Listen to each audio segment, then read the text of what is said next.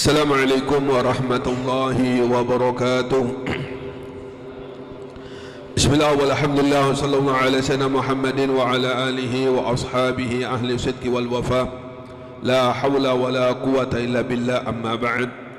Yang saya muliakan dan dimuliakan oleh Allah Subhanahu wa taala, penasihat Majelis Rasulullah sallallahu alaihi wasallam Bapak Edi Saputra, kita doakan dengan berkat kemuliaan Ar-Rasul sallallahu alaihi wasallam dan dengan berkat kemuliaan para habaib, para wali-wali Allah Subhanahu wa taala, utamanya dengan berkat kemuliaan Al-Imam Al-Qutub Al-Habib Abdullah bin Ali Al-Haddad, dan dengan berkat kemuliaan Al-Imam Al-Qutub Al-Habib Abu Bakar bin Muhammad As-Mursik. Mudah-mudahan beliau beserta keluarganya diberikan panjang umur oleh Allah Subhanahu wa taala, diberikan kesehatan oleh Allah Subhanahu wa taala, diluaskan rezekinya oleh Allah Subhanahu wa taala, segala penyakitnya disembuhkan oleh Allah Subhanahu wa taala, segala hajatnya dikabulkan oleh Allah Subhanahu wa taala, diselamatkan oleh Allah Subhanahu wa taala dari berbagai musibah, bala, fitnah fid dunya akhirah, dan dijadikan anak keturunannya menjadi anak keturunan yang saleh, amin ya rabbal alamin. Yang sama-sama kita muliakan Ustaz Abdul Muti, hadirin yang saya muliakan dan dimuliakan Allah Subhanahu wa taala. Alhamdulillah, puja dan syukur kita kepada Allah Subhanahu wa taala, ungkapan terima kasih kita kepada Allah. Kembali di malam hari ini kita bersama-sama dikumpulkan oleh Allah Subhanahu wa taala dan bersama-sama diberikan kemampuan oleh Allah Subhanahu wa taala untuk bisa berzikir kepadanya. Kita memohon kepada Allah, kita meminta kepada Allah sebagaimana malam hari ini kita bersama-sama diberikan kemampuan oleh Allah Subhanahu wa taala untuk bisa berzikir kepadanya. Mudah-mudahan di detik-detik sakaratul maut, di detik-detik roh kita diambil oleh Allah Subhanahu wa taala, kita pun diberikan kemampuan oleh Allah Subhanahu wa taala untuk bisa berzikir kepadanya, sehingga tidaklah keluar roh kita terkecuali lisan kita dalam keadaan berzikir kepada Allah Subhanahu wa taala. Amin ya rabbal alamin. Qala al-muallifu rahimahullah ta'ala wa nafa'ana bihi wa bi'ulumi fid daraini, amin ya rabbal alamin. Bismillahirrahmanirrahim. Wa qala ba'dul hukama hirfatul 'arif billah idza dzakara Allah iftakhara wa idza dzakara nafsahu ihtaqara wa idza nadhara fi ayatillah i'tabara wa idza hamma bi ma'siyatin aw syahwatin injazara wa idza dzakara afwallahi istabsyara wa idza dzakara dunubahu istaghfara ila akhiri ma qala radhiyallahu ta'ala anhu. Dikatakan oleh sebagian ahli hikmah, seorang yang bijaksana, seorang yang dekat dengan Allah, kekasih Allah Subhanahu wa taala atau wali Allah Subhanahu wa taala, beliau pernah mengatakan hirfatul arif, hal-hal yang diperbuat oleh seorang arif. Arif ini berarti ma'rifat kepada Allah Subhanahu wa taala atau mengenal kepada Allah Subhanahu wa taala. Tentunya kita semua sudah mengenal Allah Subhanahu wa taala. Teori kita semua sudah menguasai, cuma prakteknya kadang-kadang lepas. Teori kita semua tahu bahwasanya tidak ada satupun kejadian yang terjadi itu semuanya karena izin Allah Subhanahu wa taala, dan tidak ada satupun yang bisa bermanfaat, memberikan manfaat atau memberikan mudarat kecuali Allah Subhanahu wa taala. Orang yang arif, orang yang sampai kepada Allah, yang selalu hatinya ittisal kepada Allah Subhanahu wa taala, tidak pernah lupa sedetik pun, mereka mengatakan apabila dia mengingat tentang dirinya ihtaqara, maka dia merendahkan dirinya atau dia merasa rendah. Ya jelas seorang hamba bagaimanapun posisinya tetap rendah. Kenapa? Seorang hamba tidak memiliki sedikit pun apa-apa. Harta yang Allah titipkan milik Allah Subhanahu wa taala. Ilmu yang Allah titipkan milik Allah Subhanahu wa taala. Ibadah yang kita kerjakan ibadah afalnya Allah Subhanahu wa taala. Seluruh kebaikan-kebaikan yang kita kerjakan Itu atas izin Allah Subhanahu wa taala.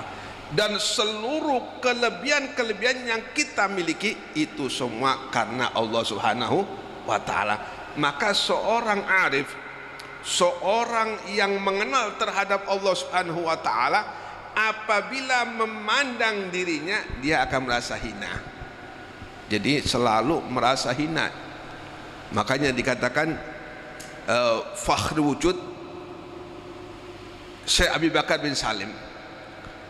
Beliau itu luar biasa, duduknya seperti duduk iftirosh. Selama 40 tahun fakhr wujud Abi Bakar bin Salim tidak pernah duduk seperti kita, duduk sila atau kadang-kadang begini santai-santai. Beliau nggak pernah. Ketika ditanya, wahai Habib, kenapa aku perhatikan diri engkau tidak pernah duduk seperti kami? Duduknya selalu seperti duduk iftirosh. Maka dijawab oleh beliau, wahai saudaraku, ketahuilah, hakadha julusu abdin baina yaday rabbi. Inilah duduknya seorang hamba di hadapannya Allah Subhanahu wa taala, merasa hina, merasa rendah, sehingga tidak memiliki apapun, tidak merasa lebih mulia daripada orang lain, tidak merasa lebih hebat daripada orang lain, tidak merasa memiliki apapun, semuanya milik Allah Subhanahu wa taala. Dan sering kita ceritakan juga, sama juga namanya Abu Bakar. Jadi Abu Bakar ini memang nama-nama yang luar biasa, ya. Abu Bakar Siddiq luar biasa, dijuluki As-Siddiq. Gurunya Al-Habib Ali Al-Habsyi, Habib Abu Bakar Al-Attas.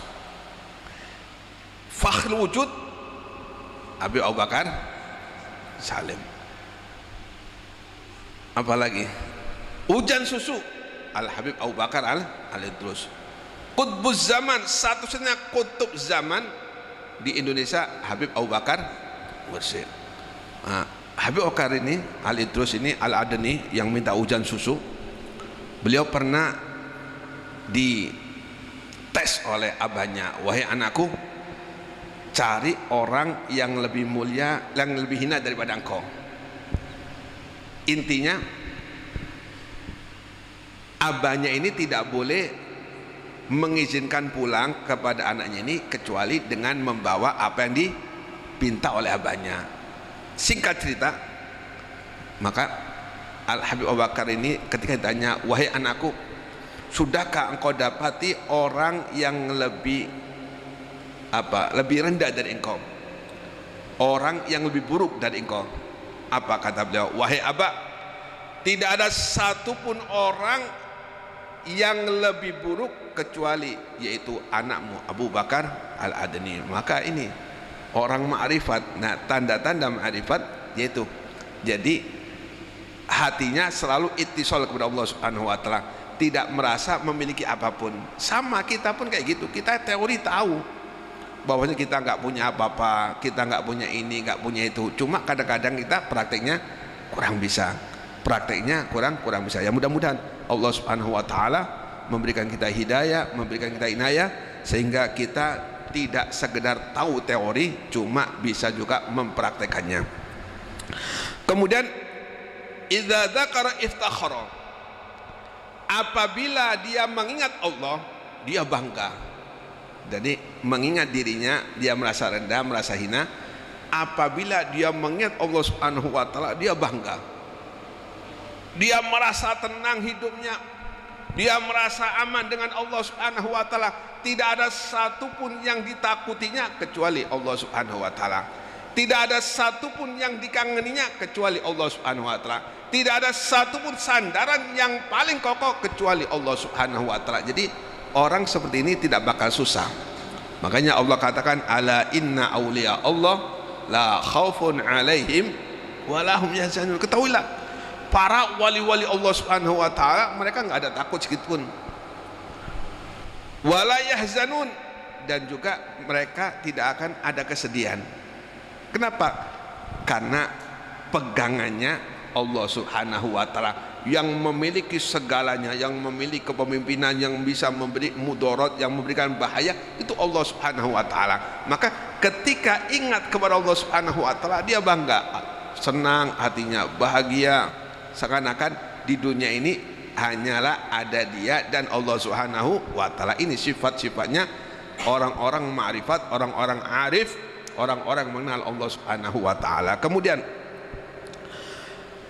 wa idza nadhara fi ayatillah i'tabara, apabila dia memandang tentang ayat-ayat Allah Subhanahu wa taala, i'tabara, dia mengambil pelajaran. Jadi ilmu Allah ini ada yang tersurat dan juga ada yang tersirat. Berapa banyak kita apabila mau mengambil pelajaran tentang ayat Allah Subhanahu wa taala, banyak sekali kejadian-kejadian di hadapan kita. Siapa yang bisa mengambil pelajaran, maka dia insya Allah akan menjadi orang-orang selamat.